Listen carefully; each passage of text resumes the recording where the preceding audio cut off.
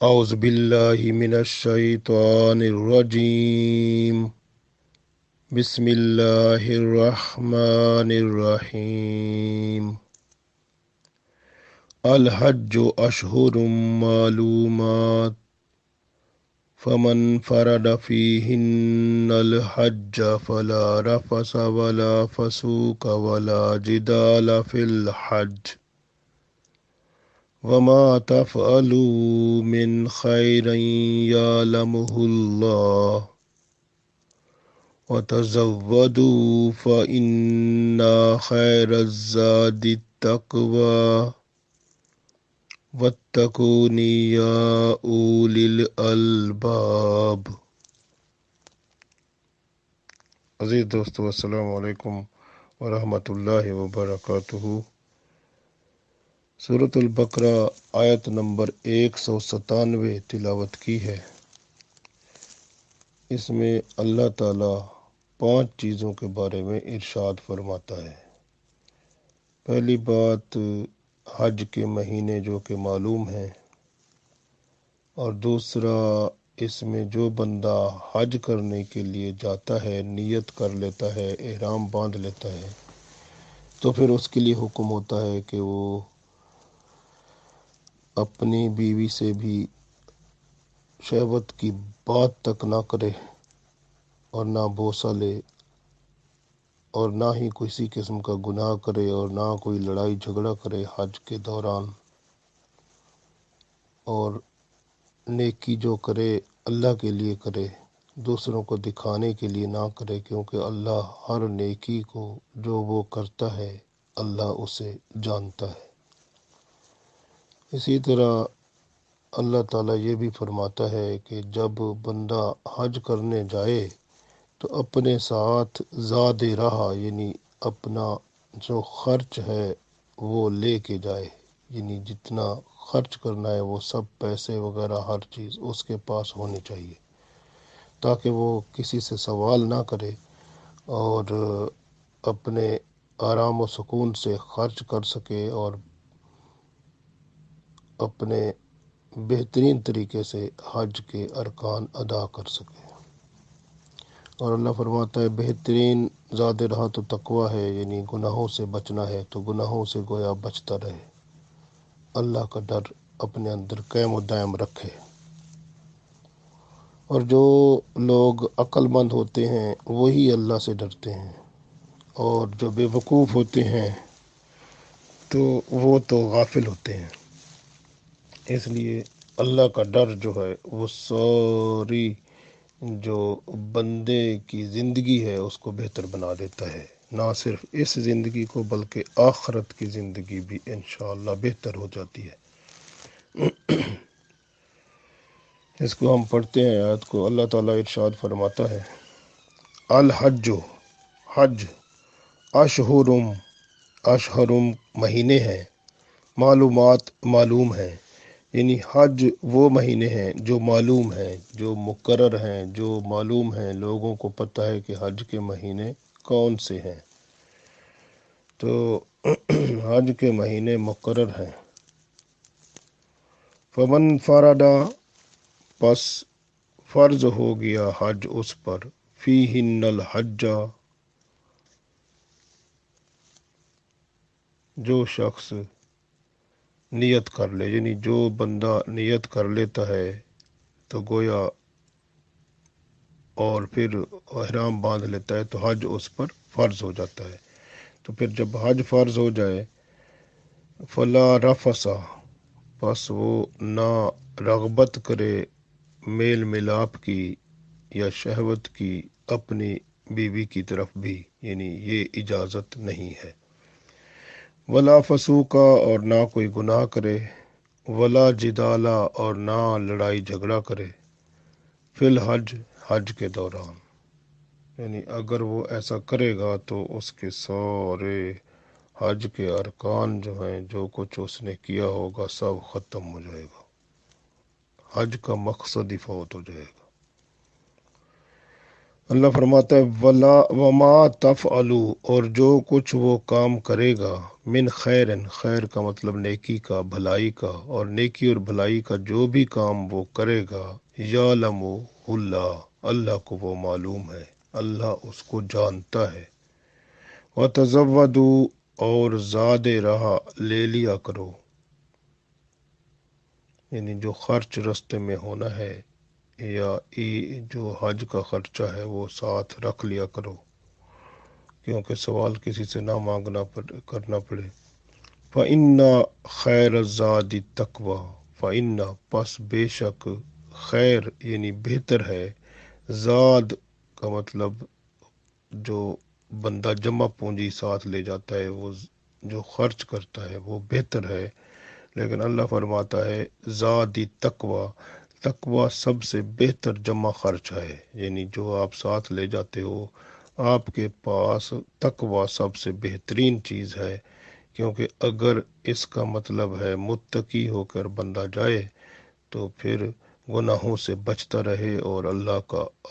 اللہ کے جو حکم ہیں یعنی احکام حج ان کو پورا پورا ادا کرے۔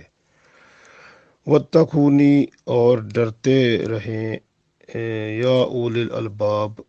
جو عقل مند ہیں ان کو اللہ ارشاد فرما رہا ہے، عقل مند جو ہے وہ ان کا ڈر تو ہوتا ہی اللہ سے ہے۔ تو اس آیت کو ہم 5 حصوں میں تقسیم کرتے ہیں، تو ہر حصے کو ہم آہستہ آہستہ تھوڑا تھوڑا بیان کرتے ہیں۔ پہلا حصہ جو ہے اس میں اللہ تعالیٰ ارشاد فرماتے ہیں الحج اشہر معلومات، حج جو ہے اس کے مہینے، حج اشہر یعنی اس کے مہینے معلومات معلوم ہیں، یعنی حج کے مہینے معلوم ہیں۔ کیا ہے کہ رمضان شریف کے بعد جو شوال شروع ہوتا ہے، بس وہ حج کا مہینہ سمجھو شروع ہو جاتا ہے، شوال، ذیقعد، پھر حج کے 10 دن جو ہیں، تو یہ وہ ہیں دن جن کو حج کے مہینے کہتے ہیں، یعنی شوال، ذیقعد اور حج کی 10 دن۔ تو یہ جو ہے دن وہ ہیں، یعنی جس پر اگر کوئی بندہ حج پر جانا چاہتا ہے تو انہی دنوں میں وہ نیت بھی کرتا ہے اور احرام بھی باندھ لیتا ہے، تو پھر حج پر جانے کی نیت کر لیتا ہے۔ یہ اللہ نے اس لیے فرما دیا کہ اللہ نے وقت مقرر کر دیا۔ اب دیکھیں نا، اس میں حج ایسی عبادت ہے جس میں وقت بھی مقرر ہے اور جگہ بھی مقرر ہے۔ اگر کوئی بندہ کسی اور جگہ کہے میں حج کرتا ہوں تو ہو نہیں سکتا، حج ہوگا وہیں پر جہاں اللہ نے بیان فرما دیا، حرم پاک اور وہ جگہیں جہاں پر جیسے مزدلفہ ہے، عرفات ہے، تو یہ جو ہیں جو جگہیں اللہ نے بیان فرما دی تو حج وہیں پر ہوگا بندے کے جانے سے۔ اور دوسری بات یہ ہے کہ حج صرف ہوگا تو ذوالحج کے مہینے میں ہوگا اور کسی وقت میں نہیں ہو سکتا، تو یہ اللہ نے قید کر دیا حج کو جگہ اور وقت کے لحاظ سے، تو لہٰذا حج جو ہے وہ ہوگا ہی ذوالحج کے مہینے میں اور ہوگا ہی وہاں مکہ شریف میں۔ تو جس طرح آپ دیکھیں اسلام کے ارکان ہیں، جیسے بندہ کلمہ پڑھتا ہے تو وہ وقت وہ ہوتا ہے جب وہ بندہ جو غیر مسلم ہے اور اسلام میں داخل ہوتا ہے، کلمہ پڑھتا ہے، تو اس وقت اس کے پچھلے گناہ سب معاف ہو جاتے ہیں، لیکن شرط یہ ہے کہ وہ کلمہ جو پڑھتا ہے وہ دل سے پڑھتا ہو، یہ نہ ہو کہ صرف دکھاوے کے لیے اور جاسوس بن رہا ہو کسی کا اسلام میں داخل ہونے کے لیے، یا کوئی اور اس کے ارادے ہوں۔ تو جیسے آج کل دیکھا جاتا ہے کوئی اسلام میں داخل ہوتے ہیں اپنی شہوت کی وجہ سے کہ کسی لڑکا یا لڑکی سے شادی کرنی ہے تو اسلام میں داخل ہو جاتے ہیں اور بعد میں کچھ عرصے کے بعد وہ بدل جاتے ہیں، تو یہ پھر اسلام میں داخل ہونا نہیں ہوتا، تو یہ بھی شہوت کا پرستار ہوتا ہے۔ تو گویا یہ ہے کہ جب بندہ کوئی سچے دل سے اسلام میں داخل ہوتا ہے کفر سے یا غیر مسلم جو ہے وہ، تو پھر اس کے پچھلے سارے گناہ معاف ہو جاتے ہیں۔ اور یہی بات ایک مسلمان کی بھی ہوتی ہے کہ اگر ایک مسلمان سچے دل سے جب کلمہ پڑھتا ہے اور وہ بھی اللہ تعالیٰ اس کو بخش دیتا ہے۔ تو سچے دل سے کلمہ پڑھنا پھر اس پر عمل کرنا اللہ کے قریب بندے کو کر دیتا ہے۔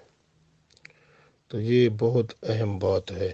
اسی طرح جو ہے دیکھیں نماز کا دوسرا رکن ہے، نماز جو دوسرا رکن ہے تو نماز کا بھی وقت مقرر ہے۔ تو یہ بھی ایسی عبادت ہے جس کا وقت مقرر ہے۔ زکوٰۃ کو دیکھیں تو اس کا بھی وقت مقرر ہے کہ جب 1 سال پورا گزر جائے گا تب وہ آپ زکوٰۃ دیں گے، یعنی 1 سال گزرنے کے بعد۔ اسی طرح روزے دیکھ لیں، روزے کا بھی وقت مقرر ہے کہ آپ رمضان شریف کا مہینہ آئے گا تو اس رمضان شریف کے پورے مہینے کے روزے رکھنا فرض ہے۔ تو اسی طرح حج بھی اللہ نے فرض بنا دیا کہ یہ بھی فرض ہے کہ یہ بھی وقت ہے کہ حج کا مہینہ آئے گا تو اس میں آپ کا حج ہوگا، اور وہ بھی وہاں ہوگا جہاں اللہ نے ارشاد فرمایا، یعنی مکہ معظمہ میں آپ کو بیت اللہ جانا پڑے گا، حرم شریف میں جانا پڑے گا، مزدلفہ میں جانا پڑے گا، عرفہ میں جانا پڑے گا، سعی کرنی پڑے گی، اور یہ جو مناسک حج ہیں وہ پورے ادا کرنے پڑیں گے، تب حج جو ہے وہ ادا ہوگا انشاءاللہ۔ اور اس میں جو اللہ نے پابندیاں لگائی ہیں وہ بھی سب پوری کرنی ہوں گی۔ تو اس لیے حج وہ عبادت ہے جس میں اللہ تعالیٰ نے وقت اور جگہ کی قید لگا دی ہے۔ آپ پہلے دیکھیں، پہلے عرب کے لوگ جو تھے وہ حج کرتے تھے تو حج کے مہینے جو تھے انہوں نے 3 بنائے ہوئے تھے، ذوالقعدہ، ذوالحج اور محرم۔ ذوالقعدہ میں وہ حج کے لیے روانہ ہو جاتے تھے اور حج کے مہینے میں حج کر لیتے تھے، اور پھر جو ہے جو محرم ہے اس میں واپس اپنے گھروں کو چلے جاتے تھے۔ تو اس طرح سے، لیکن اللہ تعالیٰ نے جو ہے وہ مہینے تو قائم رکھے ہیں، لیکن اللہ تعالیٰ نے ارشاد فرما دیا حج کے طریقہ کار اور بیان اور سب اس کے طریقہ کار کو اسلام کے مطابق یعنی ریفائن کر دیا، اس کو مزید شفاف طریقے سے بیان فرما دیا۔ گویا حج کے مہینے الحج و اشہر معلومات، گویا حج کے مہینے معلوم ہیں، یعنی جو شروع سے تھے وہی اللہ تعالیٰ نے رہنے دیے، تو وہی 4 مہینے حرمت والے تو قائم ہیں، تو اللہ تعالیٰ نے حج کے مہینے بھی وہی رہنے دیے۔ تو یہ اللہ تعالیٰ کا ہم پر بڑا کرم ہے، اور یہ حج کے وہ مہینے ہیں یعنی جن میں بندہ حج کا احرام باندھ کر سفر شروع کر سکتا ہے۔ تو اس لیے یہ حج کے وہ مہینے ہیں جن میں احرام باندھا جا سکتا ہے۔ اگر کوئی بندہ اس مہینے سے پہلے احرام باندھے گا تو وہ مکروہ ہوگا، ناجائز ہوگا۔ جیسے اگر شوال کے مہینے میں حج اگر وہ احرام باندھے گا قبول ہو جائے گا، لیکن اگر شوال کے مہینے سے پہلے اگر وہ کہے میں رمضان میں ہی عید حج کے احرام باندھ کے عمرے پہ چلا جائے وہاں پہ، اور میں کہے اسی احرام میں حج بھی کر لوں گا، تو وہ نہیں ہوگا۔ تو اس وجہ سے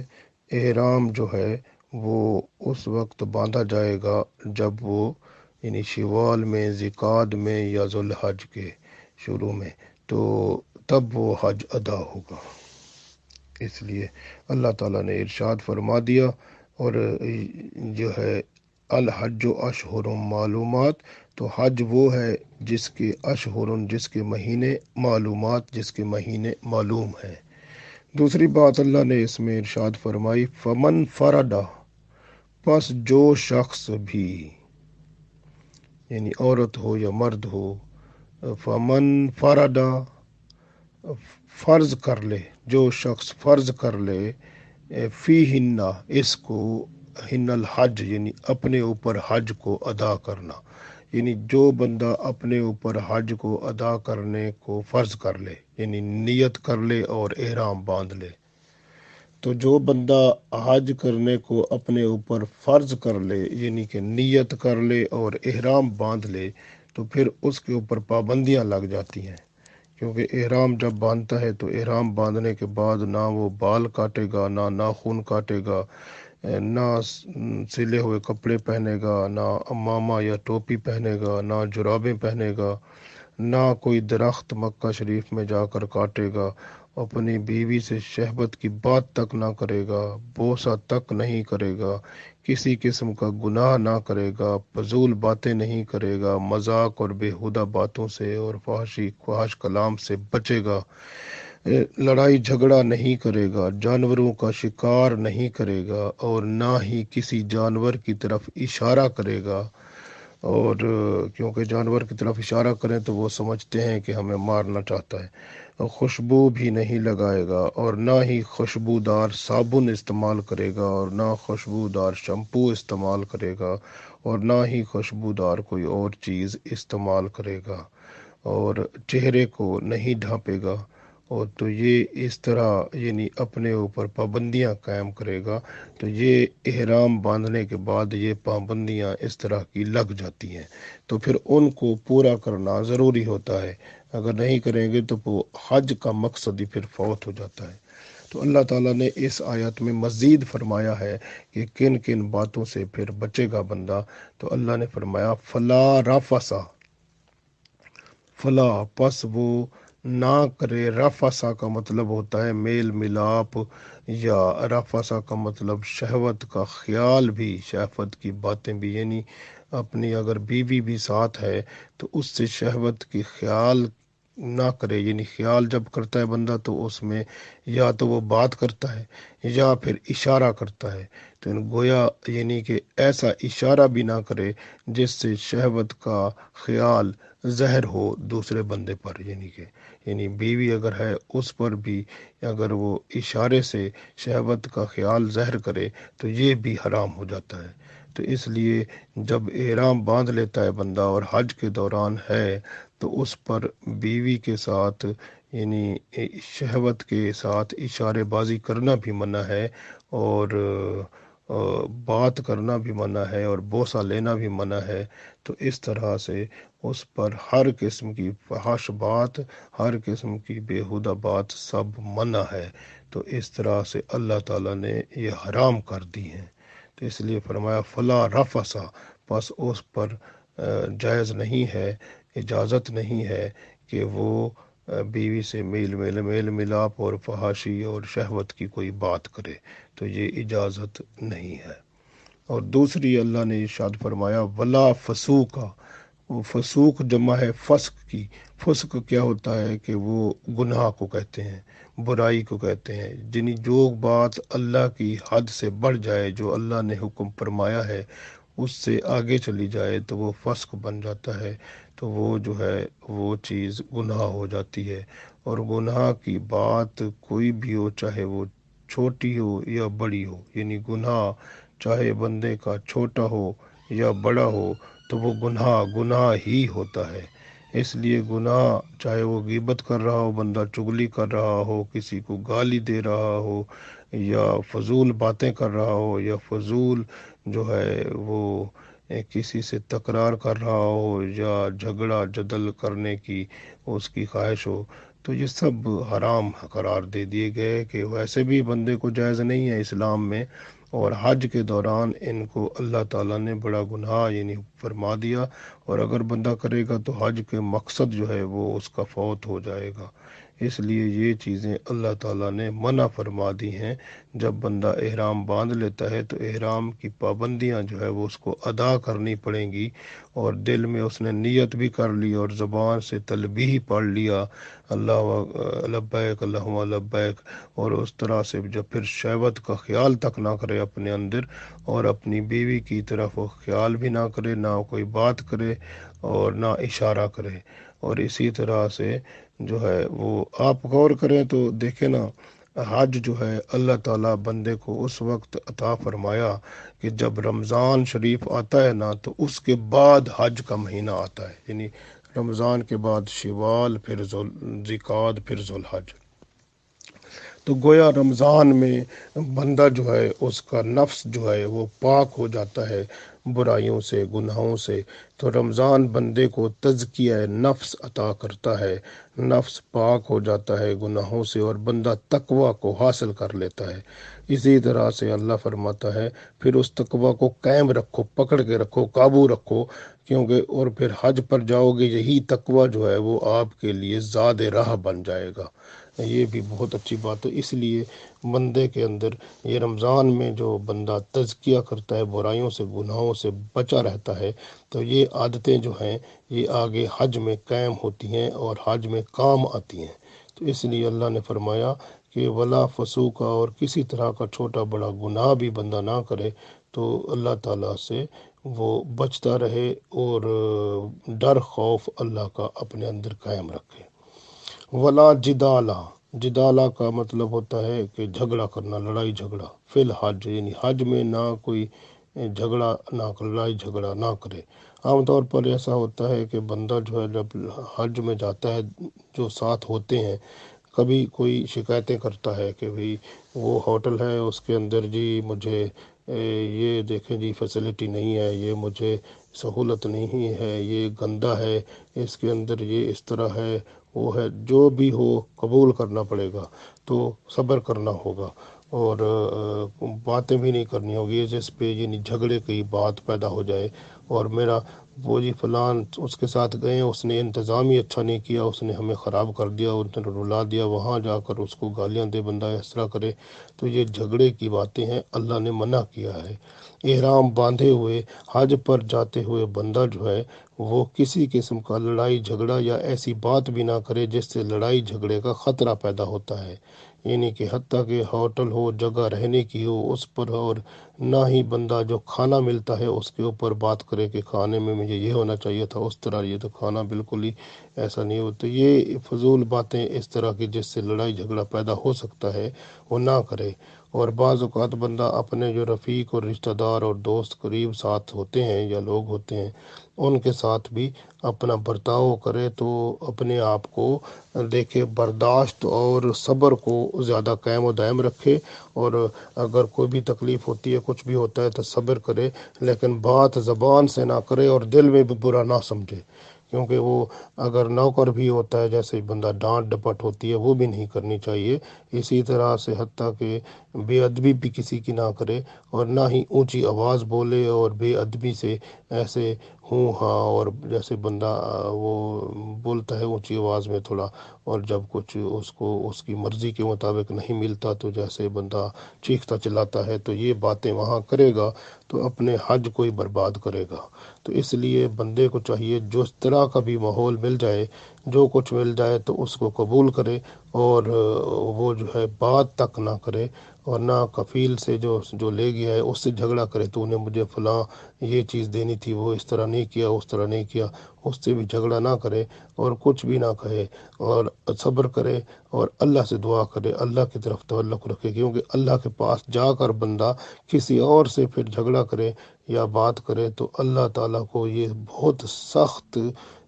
ناراضگی کا باعث بنتا ہے، اور اس لیے اللہ نے فرما دیا کہ فلا رفث ولا فسوق ولا جدال فی الحج، یعنی جب بندہ حج کرنے جاتا ہے، حتیٰ کہ وہ شہوت کا خیال جو ہے، اشارہ بازی جو ہے یا بات چیت جو ہے، نہ وہ اپنے کسی سے کرے، نہ فحش کی کوئی بات کرے اور نہ کوئی اشارہ بازی کرے، اور ایون اللہ نے فرما دیا کہ نہ اپنی بیوی سے کرے، یعنی اپنی بیوی تک بھی حکم ہوا کہ جب کہ وہ حلال تھی، لیکن اس وقت اللہ تعالیٰ کے حضور حکم ہو گیا کہ اب وہ حلال نہیں ہے اس کے ساتھ، حتیٰ کہ آپ کو فضول باتیں کرنا اور ایسی بات جس سے فحاشی اور یا وہ جو ہے جو زہر ہوتا ہو کہ بیل ملاپ کی بات بیوی کے ساتھ، تو وہ اور بوسہ تک لینے کی اجازت نہیں ہے۔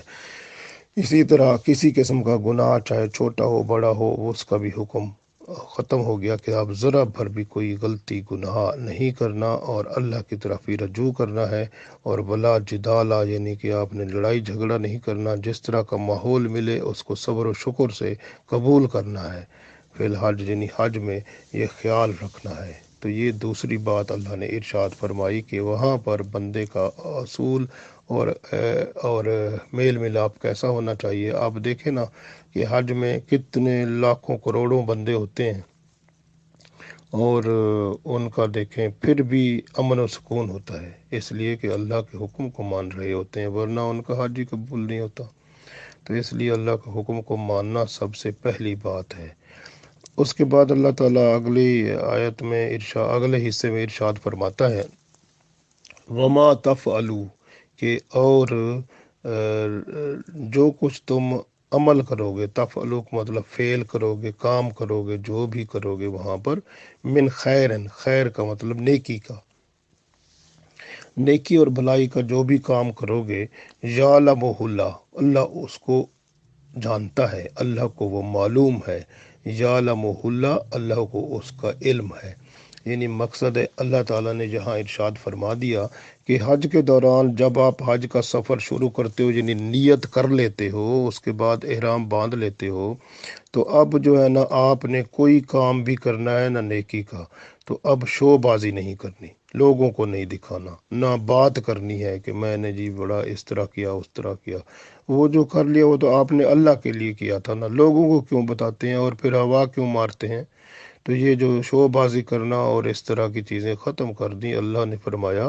کہ اللہ نے فرمایا وما تفعلوا من خیرم یعلمہ اللہ، یعنی جو بھی نیکی کا کام کرو گے اللہ کو وہ معلوم ہے۔ جب اللہ کو وہ معلوم ہے تو پھر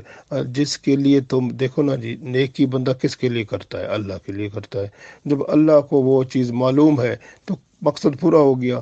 اگر آپ نیکی لوگوں کے لیے کر رہے ہیں، شو بازی کے لیے، تو صاف ظاہر ہے پھر آپ لوگوں کو بیان کریں گے، پھر اللہ کے لیے تو نہ تھی نا وہ۔ تو پھر اس وجہ سے اللہ نے فرما دیا کہ آپ جو ہے نا جو بھی نیکی کا کام کرو گے وہ صرف اللہ کے لیے ہوگا، اور یہ یاد رکھ لو، ایمان پکا کر لو کہ اللہ تعالیٰ کو وہ معلوم ہے جو کچھ بھی تم کرو گے۔ یعنی نہ جھگڑا فساد کرو گے، نہ کوئی گناہ کرو گے، نہ کوئی شہوت کا خیال کرو گے، نہ کوئی دوسرے کا بلکہ اپنے سے زیادہ خیال کرو گے۔ تو جیسے رسول پاک صلی اللہ علیہ وسلم نے فرمایا نا کہ مسلمان ہوتا ہی وہی ہے جو جس کی زبان اور ہاتھ سے دوسرے مسلمان محفوظ رہیں، یعنی المسلم من سلم المسلمون من لسانہ و یدہ، یعنی زبان اور ہاتھ سے دوسرے مسلمانوں کی حفاظت رکھے، وہی مسلمان اچھا ہوتا ہے۔ اللہ کو ہر وقت حاضر سمجھے اور حضور حق میں جو ہے وہ اپنے آپ کو حاضر رکھے اور التجا کرے کہ فیض و برکات جو ہیں اللہ کی طرف سے اسے ملیں، اور اس کو تزکیہ نفس اس کی تزکیہ ہو، یعنی اور اس کو صفائی، اگر کوئی کمی رہ گئی ہے تو وہ صفائی ہو جائے، اور اس کے گناہ سارے معاف ہو جائیں، غلطیاں کوتاہیاں اللہ معاف فرما دے۔ تو یہ سب سے بڑی بات یہ ہے، اس کی طرف رجوع کرے۔ اور یہ دیکھیں نا، بندہ جب اللہ کی طرف ایسا رجوع کرتا ہے اور پھر وہ نیکی کرتا ہے تو اس کو پتہ ہے میں جس کے لیے کر رہا ہوں وہ اللہ ہے۔ تو جب اللہ کے لیے کر رہا ہے تو پھر اس کو دوسروں کو ذکر کیا کرنا؟ تو جب وہ جس کے لیے کر رہا ہے وہ سامنے موجود ہے اور وہ اس کو فرما رہا ہے کہ میں تمہاری نیکی کو میں جانتا ہوں، میں اس کو مجھے علم ہے، میں اس کے بارے میں معلوم ہے مجھے، جو تم نیکی کر رہے ہو میں اس یعنی دوسرے لفظوں میں اللہ فرما رہا ہے کہ میری نظر ہے تم پر، تو میں تمہیں دیکھ رہا ہوں، جو تم اچھے کام کر رہے ہو، نیکی کے کام کر رہے ہو، وہ میرے لیے کر رہے ہو، تو تم خوش ہو جاؤ کہ میں مجھے معلوم ہے وہ سب کچھ، اور میں اس کا بہتر صلہ دوں گا۔ اور حتیٰ کہ جو بندے کے نفس میں کشمکش ہوتی ہے کہ اس کے دل میں خیال ہوتا ہے کہ میں یہ کام بھی کروں وہ بھی کروں، کوئی خواہشیں پیدا ہوتی ہیں برے خیال کی یا کسی چیز کی، تو اس کو بندہ چھپا لیتا ہے اپنے اندر، ان خیالات کو، ان خواہشوں کو عمل نہیں کرتا، اس لیے کہ اللہ کا ڈر ہوتا ہے۔ اللہ فرماتا ہے میں جو ہے نا وہ بھی مجھے معلوم ہے، میں تمہارے اس عمل کو بھی جانتا ہوں، اس لیے اللہ تعالیٰ پھر اس کا اجر عظیم دیتا ہے۔ اس لیے اللہ نے فرمایا وما تفعلوا من خیر یعلمہ اللہ، کہ اگر تم نیکی جو بھی عمل کرو گے، جو نیکی اور بھلائی کا، اللہ کو وہ سب معلوم ہے، اس لیے اللہ کے لیے عمل کرو، دوسروں کے لیے کسی اور کے لیے نہ کرو۔ تو یہ اللہ تعالیٰ نے ارشاد فرما دیا۔ اور اس کے بعد چوتھی بات جو اللہ تعالیٰ نے اس آیت میں فرمائی، اللہ نے فرمایا وَتَزَوَّدُوا فَإِنَّ خَيْرَ الزَّادِ التَّقْوَىٰ، یعنی وَتَزَوَّدُوا، اور زاد رہا لے لیا کرو، یعنی جو جمع پونجی یا خرچ جو رستے میں ہونا ہے تو وہ اپنے پاس رکھ لیا کرو۔ تو فَإِنَّ خَيْرَ الزَّادِ التَّقْوَىٰ، پس بے شک جو خیر یعنی بہتر زاد راہ ہے، یعنی جمع راستے کا خرچ ہے، وہ تو تقوی ہے، یعنی اللہ کا خوف ہے۔ تو اللہ تعالیٰ اس لیے ارشاد فرما رہے ہیں کہ بندہ جو ہے اپنی ضرورت کی جو چیز ہے وہ اپنے پاس رکھ لے، یعنی پیسہ بھی، چیزیں بھی، جو ضرورت ہے وہ سب کچھ اپنے پاس رکھ کے چلے۔ تو ورنہ بندے کے پاس اگر نہیں ہوگا تو پھر بھیک مانگنا پڑے گا۔ تو بھیک مانگنا جو ہے وہ تقوی نہیں ہے۔ تقوی کا مطلب ہوتا ہے اللہ کا خوف اور اللہ کی طرف رجوع کرنا۔ تو جب بندہ اللہ کی طرف رجوع نہیں کرتا، تو جب کسی سے سوال کرے گا، کسی پیسے کا، چیز کا مانگے گا، بھیک مانگے گا، تو پھر وہ اللہ کو چھوڑ کر کسی اور کی طرف جائے گا نا، وہ تقوی کے اوپر پانی پھیر کے چلا گیا نا بندہ۔ تو تقوی تو یہی ہوا کہ اللہ کی طرف رجوع کرتا، تو وہ تو بندہ پھر کسی اور کی طرف چلا جاتا ہے۔ اس لیے اللہ نے فرمایا تقوی اختیار کرو، خوف رکھو، اور اپنا جو مال ضرورت ہے، چیزیں جتنا آپ کا پیسہ ضرورت ہونا ہے، راستے میں استعمال ہونا ہے، تو اس کو جو ہے وہ اپنے ساتھ لیتے جاؤ، اور ساتھ یہ ہے تاکہ کسی اور کے سامنے آپ یعنی بچو سوال کرنے سے۔ اس لیے بہترین زاد راہ جو ہوتی ہے وہ تقوی ہوتا ہے، وہ بندے کو گناہوں سے بچاتا ہے۔ تو گناہوں سے بندہ بچ جاتا ہے تو نیک کام کرتا ہے۔ اور تقوی کا مطلب بھی یہی ہوتا ہے کہ ہر عمل خلوص دل کے ساتھ کیا جائے اور صرف اللہ کے لیے کیا جائے۔ اور زاد راہ جو ہے وہ بندہ لے کے جائے گا تو سوال سے بچے گا، تو سوال صرف اللہ ہی سے کرے گا۔ تو گویا جب چاہ تو بندہ اللہ کے پاس رہا ہے، اور سوال کسی اور سے کرے تو وہ تقوی تو نہیں ہوتا نا۔ تو وہ تو پھر اس لیے تقوی جو ہے وہ دوسروں سے سوال کرنے سے بچاتا ہے۔ سو دوسروں سے سوال کرنے سے بچنا تقوی ہی ہے۔ اس لیے اللہ فرماتا ہے تقوی جو ہے وہ بہترین زاد راہ ہے۔ جب آپ اپنے ساتھ لے جاؤ گے اپنی ضرورت کا پیسہ، جو ضرورت ہونی ہے، تو پھر کسی سے مانگنا نہیں پڑے گا۔ تو اس لیے آپ کو وہ ساتھ لے جانا چاہیے۔ تو یعنی اتنا ساتھ لے جاؤ تاکہ وہ کسی سے مانگنا نہ پڑ جائے۔ اور یہاں پر ایک اور بات بھی بڑی اہم ہے، وہ یہ ہے کہ بندہ جب جاتا ہے تو یہاں پر ساتھ اللہ تعالیٰ نے فرمایا کہ زاد راہ جو ہے تقوی ہے۔ تقوی یہ ہے کہ اللہ کے حکم کو مانا جائے، اس کا ڈر خوف رکھا جائے۔ جو پیسہ یا جو چیز اپنے پاس لے کے بندہ جا رہا ہے تو فضول خرچی وہاں نہ کرے۔ فضول خرچی کرنا، وہ جیسے قرآن پاک میں اللہ نے فرمایا کہ فضول خرچی کرنے والے شیطان کے بھائی ہیں۔ تو فضول خرچی نہ کرے اور نہ کنجوس بنے۔ تو درمیانی راہ جو اللہ نے بتائی ہے وہ اختیار کرے۔ تو درمیانی راہ جو میانہ روی ہے اس کی طرح سے خرچ کرے گا تو وہ جو ہے نا اس کا حج بھی اچھا ہو جائے گا، اللہ کا حکم بھی اس کے یعنی اس پر پورا اتر جائے گا بندہ، اور پھر اللہ تعالیٰ کی رحمت جو ہے اس پر اپنا کرم اور رحمت اس کے اوپر آئے گی۔ رسول پاک صلی اللہ علیہ وسلم فرماتے ہیں کہ جس نے، یہ صحیح بخاری اور صحیح مسلم میں حدیث ہے، کہ جس نے حج کیا اور شہوت کی باتوں سے بچا رہا اور فسق و فجور یعنی گناہوں سے بچا رہا، تو وہ گناہوں سے اس طرح پاک ہو گیا جیسے اس دن پاک تھا جس دن اس کی ماں نے اس کو جنا تھا۔ تو گویا یہ بندہ جو ہے پھر ایسے ہو جاتا ہے گناہوں سے پاک کہ جیسے پیدا ہوا وہ، تو اس طرح پھر ہو جاتا ہے۔ تو اس لیے اپنے آپ کو، اپنے زبان کو خیال رکھنا ہے، اپنے ہاتھوں کو خیال رکھنا ہے، دوسروں کو، کیونکہ جب بندہ چلتا ہے تو وہاں پر رش ہوتا ہے تو بندہ جو ہے وہ زبان سے بھی کچھ کہہ بیٹھتا ہے اور ہاتھوں سے بھی کچھ کر بیٹھتا ہے، تو یہ سب گناہ ہو جاتے ہیں۔ تو یہ کام نہیں کرنا، برداشت کرنا ہے، اور اللہ تعالیٰ کے حضور جو ہے دوسروں کو ادب کرنا ہے، اپنے سے زیادہ دوسروں کا وہ جو ہے خیال کرنا ہے کہ ان کے لیے عزت و احترام جو ہے وہ قائم و دائم رکھنا ہے۔ تو یہ بہت اہم ہے۔ یمن سے جب لوگ جایا کرتے تھے نا پہلے، تو وہ اپنے آپ کو کہتے تھے ہم متوکل ہیں، یعنی اللہ پر توکل کرتے ہیں۔ تو اصل میں یہ لوگ عجیب لوگ تھے، کیونکہ توکل تو یہ ہوتا ہے کہ بندے کے پاس جو کچھ ہے وہ سب خرچ کر دے، اب اس کے بعد جب سب کچھ ختم ہو جائے تو پھر کہے اللہ تیرے اوپر توکل ہے۔ تو توکل تو یہی ہوتا ہے نا کہ اپنے ریسورسز جو بھی ہیں وہ پہلے خرچ کرے، اس کے بعد اللہ پر توکل کرے۔ لیکن یہ لوگ کیا کرتے تھے، یہ وہاں یمن سے چل پڑتے تھے، حج کرنے آتے تھے اور اپنے آپ کو متوکل کہتے تھے، اور یہاں پر جب مکہ مکرمہ پہنچتے تھے تو یہ سوال کرنا شروع کر دیتے تھے لوگوں سے۔ سوال یعنی کہ وہ کہتے تھے کہ ہم اللہ کے حج پر جا رہے ہیں، تو اللہ کے مہمان بنیں گے تو اللہ ہی ہمیں کھلائے گا